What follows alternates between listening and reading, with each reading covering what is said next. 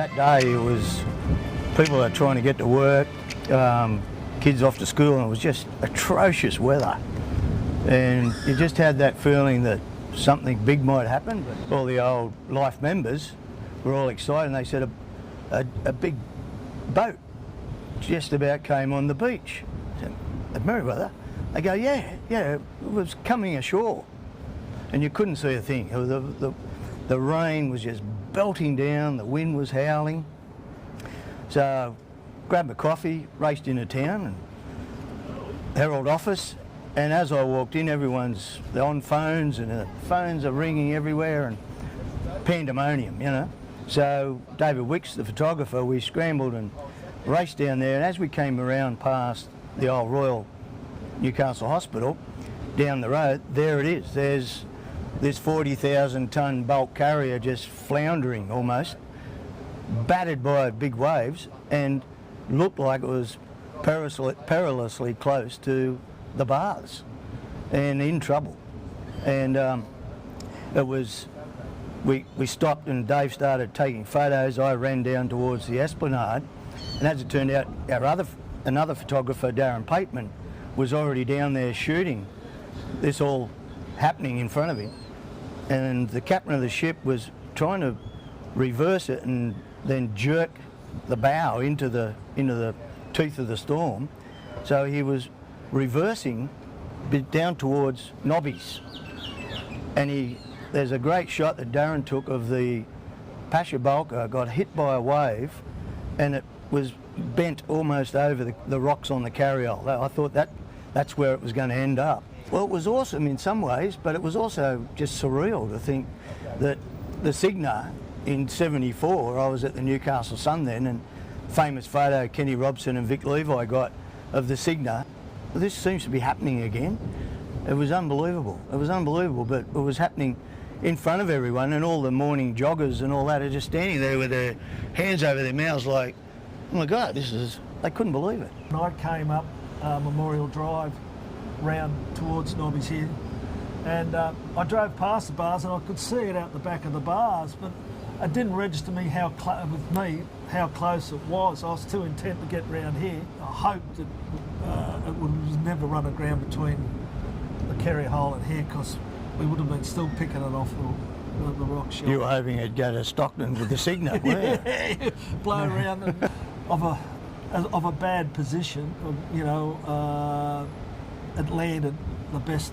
The best position of all these bad positions. One of the worst maritime disasters ever.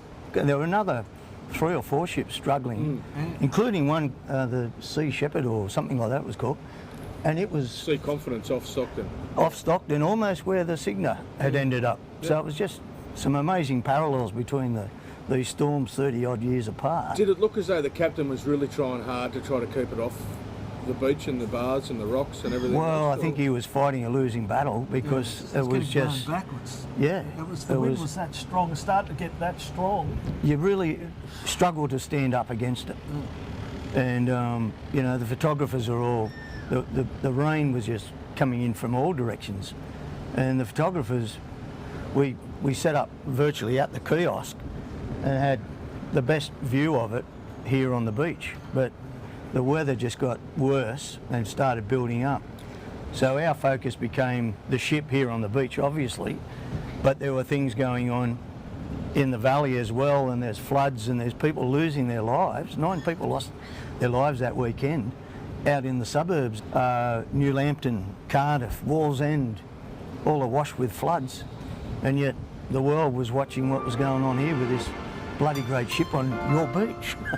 We find out later that there's the captain and another 21 Filipino sailors on board. Rescue operation happens very quickly. Yes. Seas are massive. Oh yeah. Oh, massive. How concerned were you guys and the rest of the people around here that the thing was actually could break up? Well, there's a good chance, wasn't it? Yeah, you could hear it buckling. Buckling creak. And the Cygna sort of went the same way. It was buckling and then it split in two. But the Pasha Bulker might have been, it was a fairly new ship, and apparently that might have helped a little bit, but also it was sitting on some sand, so there was it was back half of it was jammed on the reef, and the prop had gouged into the reef, and it was sitting.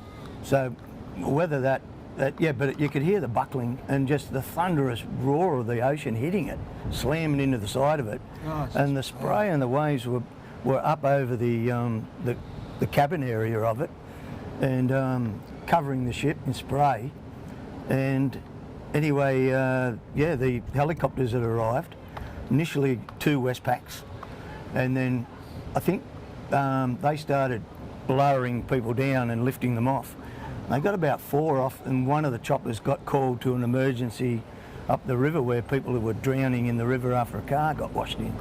So it was up to the other chopper then to get them all off. Glenn Ramplin was going down, and every time, we found out later, he collapsed after it. And Graham Nickerson said every time he went down the rope and touched the deck of the ship, he got a massive static electric shock because the blades are spinning, and it set up its own sort of static electricity. So he was getting these zaps that were contorting his body he knew he had to keep going. And he said the worst one was the last one. So he went, 18 times out there. The pilot was must have been flying blind with the weather, because it'd break for a little while. Yeah. For a minute you get a little bit of a reprieve, and then it just, like another cell would come in again. Yeah. And it really was, it was really difficult conditions for us. So I hate to think what it was like out there, hanging above this ship there were, slick deck and all that sort of thing. And it was still pitching, even though it was sort of stuck fast. You could still see it moving with every time the waves hit it. It was terrible conditions. Even the news choppers were talking to the Westpac pilot, because they were going in and they were getting hit with the spray. The spray was actually hitting the chopper. So he's almost flying blind and trying to judge it so that Glenn can get on the deck every time and then winch these guys off again. And meanwhile, the Warren Smith and the boys, they decided, well, if something happens and they fall off the ship. So they were fighting in the waves below, buzzing around on jet skis just in case someone got swept over. A lot of bravery, and they just kept going back and doing it. They made it look fairly easy because it worked out well. No lives were lost on that boat, and they managed to get them all off safely. And then later on in the day, they went back and started putting the salvage experts on to try and shut the ship down, and could have been an environmental disaster then. That was the next thought. They got the people off, so human life was okay. The next thing was, well, they were worried about the beach, iconic surfing beach, and they were worried that oil and fuel might start spilling out if the ship did break down. Can you talk us through when a couple of the crewmen got off, and you guys, being the media, were trying to ask them questions? Remember, these are Filipino seamen. Can you just talk me through the... Well, the quarantine was quite rigorous. They didn't want anyone to have any contact with anyone. Towards the end of it, quite a few of these guys had run past the media and were shepherded into the club. And one of the radio blokes yelled out to one of the seamen coming up the ramp, "How you feeling?" And we all looked as if he's going to answer. He probably doesn't even understand the question. And he stopped and looked, and he went, "Hey, okay, Captain." And that was it, and took off inside.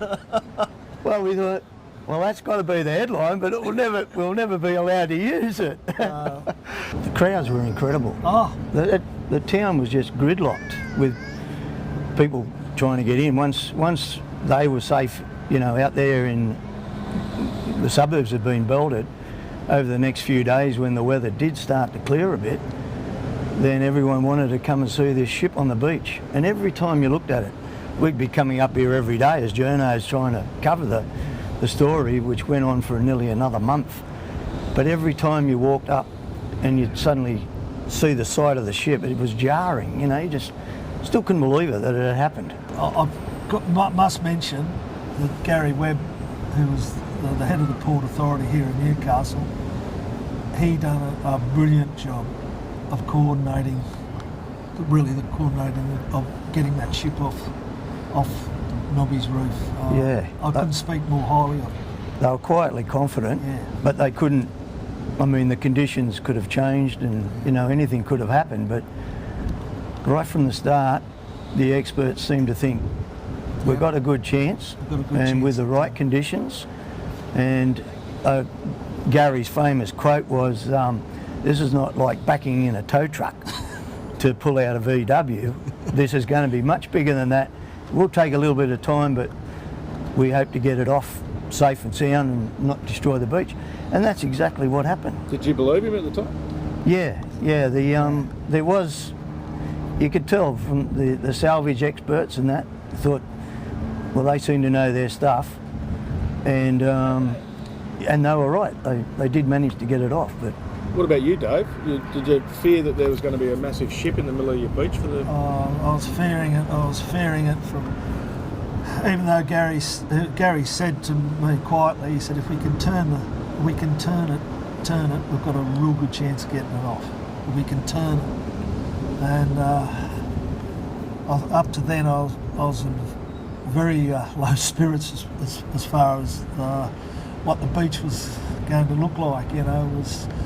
I just thought this could turn into a beach like in India where they run aground the ships and start cutting them up. yeah. The good thing was that here on the beach there were no lives lost, but the thing was that people forgot just how bad the storm was also affecting the rest of Newcastle. And as I said, 9 people died, and it was one of the worst weekends I can experience. Yeah.